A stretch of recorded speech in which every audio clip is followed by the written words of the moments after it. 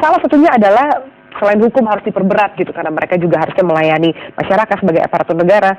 Tidak mungkin atasan tidak tahu gitu. Kalau misalnya juga tadi ada pendapat dari pihak PPATK yang menjelaskan, Wakil Ketua PPATK menjelaskan, Agus Santoso, ini atasan ini kurang lebihnya mengetahui. Bahkan Teten Mas Duki mengatakan bisa jadi justru si generasi baru koruptor ini, PNS-PNS muda ini adalah pion-pion dari atasan mereka.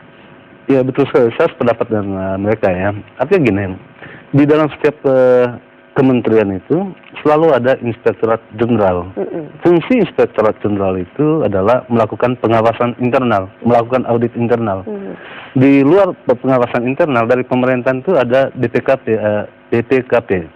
DPKP ini audit dari luar, dari lingkungan pemerintahan. Kemudian ada audit negara yang namanya BPK. Artinya kalau fungsi-fungsi lembaga-lembaga pengawas ini berjalan dengan baik, tentu hal-hal seperti ini tidak terjadi. Nah, kemudian PPATK sudah melaporkannya kepada atasan dan juga kepada aparat penegak hukum. Sejauh ini memang ini menjadi persoalan.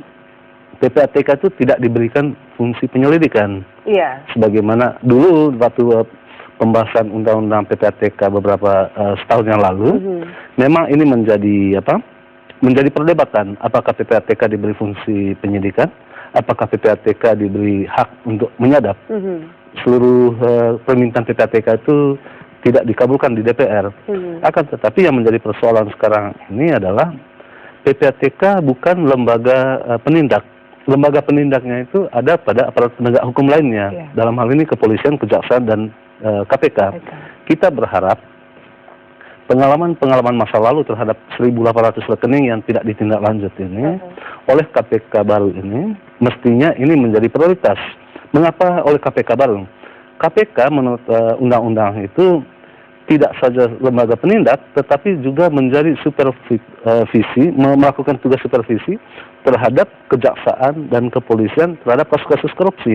Bahkan menurut undang-undangnya itu KPK bisa mengambil alih kasus yang sedang ditangani oleh kepolisian atau kejaksaan kalau di dua lembaga ini mandek kasus tersebut. Nah, ini tantangan berat, apakah terhadap 1.800 rekening ini bisa disidik atau tidak oleh KPK. Oke, kalau misalnya tadi dikatakan bahwa PPATK tidak mendapatkan respon ketika dilaporkan kepada atasan atau juga penegak hukum lainnya, apakah siapa yang berkewenangan setidaknya untuk memblokir? Bukan memblokirkan, tapi memblokir harta kekayaan yang diduga didapat dari hasil suap atau korupsi. Bisakah itu dilakukan?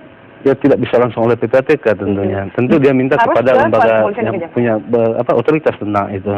Nah, memang menjadi persoalan itu kan bagaimana harus didorong PPATK ini untuk selalu berteriak terhadap kasus-kasus ini. Tapi apakah didengarkan gitu, teriakan-teriakan ini? Setidaknya Agus Santoso baru sebulan kok menjabat sebagai Wakil Ketua PPATK, dan dalam sebulan ini dia sudah berteriak, dan ini menjadi isu nasional. Andai kata sejak awal PPATK berteriak seperti Agus Santoso, mungkin lain ceritanya. Oke, baik. Saya boleh kutip pendapat atau pernyataan dari Menteri Pemberdayaan Aparatur Negara atau Menpan, Azwar Abu Bakar, yang mengatakan bahwa uang-uang yang terdapat dalam rekening PNS-PNS muda ini adalah titipan proyek kementerian untuk mencegah pemotongan anggaran di tahun berikutnya. Bisakah kita terima statement dari Menpan tersebut?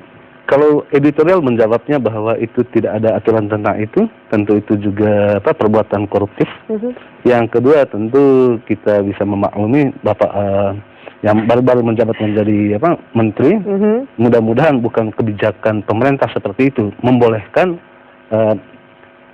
uang itu dititipkan di rekening. Di rekening pribadi, kenapa juga misal pun harus dititipkan, kenapa tidak menggunakan nama instansi ya, tapi kenapa harus ke pribadi? Kita ketahui bahwa Kementerian Keuangan sudah membekukan seluruh rekening-rekening liar. Nah, dulu disebutnya sebagai rekening liar. Nah, menitipkan uang negara di rekening pribadi itu juga sebagai rekening liar. Karena menurut Undang-Undang Keuangan Negara, kalau kita baca di dalam undang-undangnya, setiap pembukaan rekening itu harus diketahui oleh Kementerian Keuangan dan melaporkannya. Ketika uang itu dimasukkan ke rekening, pada sore harinya harus dilaporkan kepada Kementerian Keuangan, dan itu tidak dilakukan. Artinya apa yang dikatakan oleh Menteri bersangkutan, saya kira hanya mungkin salah bicara kali. Salah bicara. Oke, kalau ada ide kemudian bagaimana nih kalau misalnya korupsi nanti dianggap sebagai budaya. Tadi penelpon kita mengatakan bahwa guru kencing berdiri, murid kencing berlari. Ada ide untuk memangkas satu generasi untuk menghapus korupsi atau pemutihan. Karena mungkin juga tidak efektif ya dalam menghadapi korupsi yang semakin merajalela ini. Ya, Mukhtar Lubis mengatakan bahwa korupsi itu budaya ya. Tetapi saya tidak sependapat dengan itu. Korupsi itu bukan budaya kita gitu. Nah, karena itu korupsi ini harus diberantas. Kalau kita membaca dengan cermat undang-undang tentang pemberantasan tindak pidana korupsi, di dalam pembukaannya itu disebutkan begini kira-kira. Korupsi itu adalah kejahatan luar biasa, sehingga harus dilakukan upaya-upaya luar biasa untuk melakukan penindakannya. Memang ada kelemahan di dalam undang-undang korupsi kita, karena di sana tidak dimungkinkan terbuka lebar untuk pembuktian terbalik. Hanya ada di dalam undang-undang pencucian uang. Undang-undang pencucian uang pun secara selektif diterapkan. Kira-kira baru satu kali digunakan ya dalam kasus Basim, itu digunakan undang-undang pencucian uang. Setelah itu tidak terdengar. Kasus Gayus, semula KPK berencana untuk menggunakan undang-undang pencucian uang. Kita bisa membayangkan kalau undang-undang pencucian uang itu diterapkan kepada kasus Gayus, seluruh nama yang disebut Gayus itu tentu harus diperiksa dan dibawa ke pengadilan, dan mereka harus membuktikan bahwa mereka tidak menerima seperti apa yang dikatakan oleh Gayus. Nah, ketika kasus Gayus dibawa pengadilan dan tidak diterapkan undang-undang pencucian uang, ini tentu kerugian besar ya, kerugian besar karena mereka yang kita anggap selama ini kira-kira menerima uang dari Gayus bisa lolos begitu saja. Berarti apa juga ada pressure politis dalam penggunaan undang-undang pencucian uang ini? Ya, itulah kritik yang paling tajam terhadap KPK periode kedua sekarang ini. Terlalu dikritik bahwa KPK sekarang ini terlalu banyak kompromi intervensi politik juga. Ya. Oke, baik, Bang Godes, kita sudah ada penelpon. Kita akan sambung kembali dengan pemirsa. Pak Ariel dari Semarang, selamat pagi Pak Ariel. Selamat pagi Mbak Afi dan Pak Suhardi. Pagi Pak Ariel, silahkan. Begini, saya masalah ini menyoroti dua hal, yaitu yang pertama masalah generasi baru. Kalau menurut saya itu sudah merupakan generasi barunya si Gayus gitu. Karena ini merupakan kan anak-anak muda yang baru diterima sebagai PNS gitu. Oleh karena itu penanganannya itu harus sekeras mungkin, semacam shock terapi gitu. Jadi mereka itu menjadi ada efek jera untuk tidak mengulangi, untuk menumpuk kekayaan di rekening gendutnya. Kemudian yang kedua, ini merupakan ujian pertama bagi pimpinan KPK kita yang baru. Sementara banyak orang yang meragukan Abraham Samad ini, agar dia itu mempunyai gebrakan. Bagaimana kiprahnya, apalagi ini muncul indikasi dari PPAPK. Jadi pimpinan KPK kita harapkan itu. Terima kasih. Terima kasih banyak Pak Ariel di Semarang. Penelpon berikutnya Pak Agus yang juga akan menjadi penelpon terakhir di segmen ini. Silakan Pak Agus, selamat pagi. Selamat pagi Metro TV. Silakan Pak Agus. Metro TV.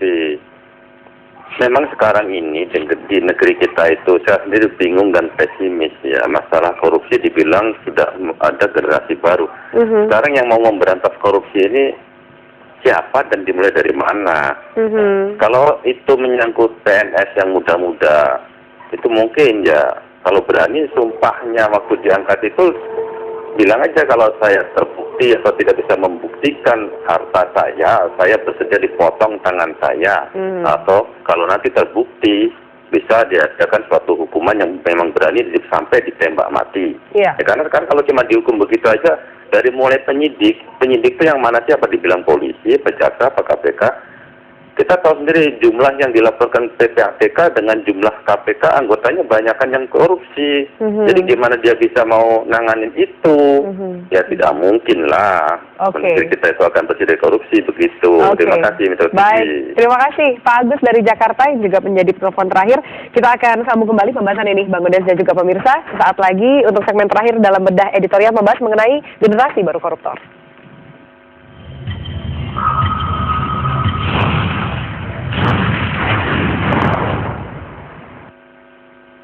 Kalau saya pakai batik, berarti tandanya saya lagi memakai dan